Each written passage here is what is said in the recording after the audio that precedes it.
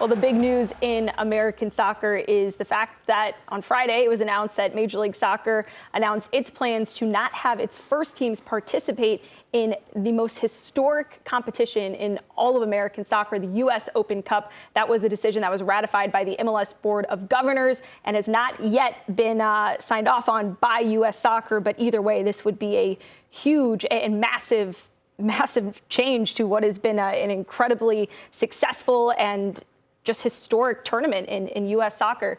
So we had a very long discussion about it yesterday on the show, but we also wanted to hear from you, the fans who have followed this competition and who want your questions answered. So we put out our Tuesday mailbag, and we've got your questions to answer here on the show. So the first mailbag question is, why do you think MLS chose this season to make this change? Well, fixture congestion is the main reason for this, because you got MLS regular season, Leagues Cup now, and that's their own fault, though.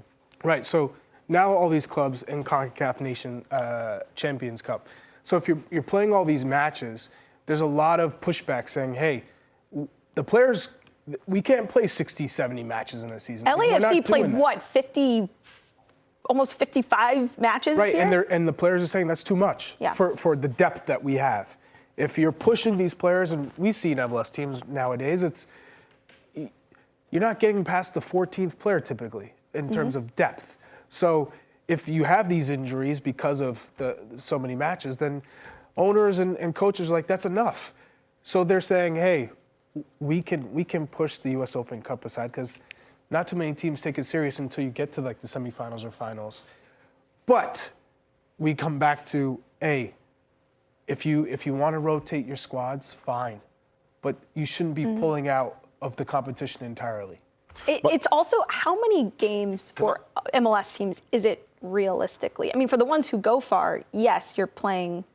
Well, then my pushback to that, or my question to these guys is, when you look at it compared to the rest of the world football, the amount of games that they're playing, the games that these guys are not playing is not really that much compared to the rest of the world. But Charlie mentioned it, is depth. Depth and travel is another it's like you big said, one as well. It's the manager's responsibility to change your squad. But they're not allowed to. There's issues with the cap. There's only so many players that are allowed. I think, Ali, you brought up there's only so many times you're allowed to bring up a player from the youth, from the secondary teams, like the MLS Next Pro squad. Yeah. And I think this calls into question, if it's a self-imposed, match saturation, and there's too many matches, which again, self-imposed outside of the CONCACAF Champions Cup. If that's the case, then open up this salary cap. I know they don't want to have more than 3 DPs, but maybe that's not necessarily what's needed. Maybe it's an opportunity to bring some more of these players up so that it could be to the coach's discretion to bring up some of the next MLS Next Pro kids and let them play. Well, and this is the rule, just to put it out there. So the MLS rules offer a short-term contract option that allows clubs to sign players on loan from their MLS Next Pro affiliate teams for MLS regular season play, U.S. Open Cup, CONCACAF Champions League, and exhibition matches. A player, though, can sign a maximum of 4 short-term contracts per season and appear in no more than 2 league matches a season. So that's really difficult for clubs because, number one, you don't know what your injury situation is going to be like at any given point in the season. And so it's hard to be strategic with these. And, do you want to use all that at the U.S. Open Cup? And how many players on the reserve team are realistically even of the quality to get called up to the senior team? But that can be, a player that eventually will get there, because now we're looking at players who are breaking in 16, 17, 18. Like, that's a norm now in MLS. But for Nigel, you played in Vancouver. Yeah, it might not be 55, 60, 70 matches where other clubs like Manchester City players are putting on, but they're not traveling 5 hours on a plane or 6 hours or 4. When you're in Vancouver, you got to go all over the country. 100%, I agree with you, and that was one of my gripes and arguments where I just didn't feel that the players were being respected enough, in my opinion, as professional football players, in how they were treated when it comes to the traveling and stuff like that. And I remember having conversations with Didier Drogba when he came in. He was surprised. There's a lot of players that are very surprised. And for me, that needed to improve a tremendous amount. There still should not be only a certain amount of flights per season. And my biggest thing is, I just say this. No, it's not anymore. Huh? It's not anymore. That's gone. What, traveling? Charter flights is now. Yeah, it's charter flights now. All standard flights. Yeah, which helps, but it's still your like, arguments have helped. It's a grind. Yeah, thank you, helped. Nigel How about that? Coker, doing the Lord's work for Major League Soccer. Great job. Okay, let's get to question Laguna number again. 2. If you are U.S. Soccer, do you punish MLS, and if so, how do you do that? I like Will this they? one. Will they? And look, let's be honest. There's a negotiation. Maybe at that's hand. question 1A. Will they? Yeah. Like a slap on the what wrist type MLS, thing? What MLS wants is probably not start their first teams in U.S. Open Cup. They're using that as a chip. They're moving their chips in. They're trying to play poker. They're playing chicken with U.S. Soccer. Will U.S. Soccer blink? That's the question. In the past, they have. Yeah, in the past, they must have got something in the eye because they've been blinking every time. And at some point, Stunning. U.S. Soccer and the fans that are cynical about MLS consider these opportunities the moment where U.S. Soccer can prove that they're not, quote unquote, or in a way in cahoots with MLS with these decisions. And every time U.S. Soccer hasn't proven them wrong.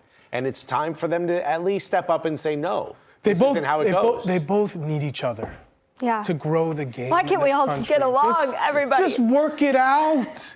We need U.S. Soccer and MLS to both be strong, to be helping each other. Yeah. Why are you Absolutely. smiling so big? Yeah, Nigel just cannot wait. No, I'm Miguel. laughing because I find it funny because for me, as an outsider looking in, MLS have basically called US Soccer's bluff now. So now it's US Soccer have to show, are they serious about developing the game in this country now? So MLS have put them on the stage. Now it's time for US Soccer to really show if they're serious about developing the game in this country and being the governing body that's actually going to govern and make tough decisions. This is what comes with it. And the one thing that relating to England, you talk about the Football Association, how they work in partnership with the Premier League, how at one point there was too many foreigners in the Premier League and they came together to make rules about homegrown talent and young players can go into English Premier League academies.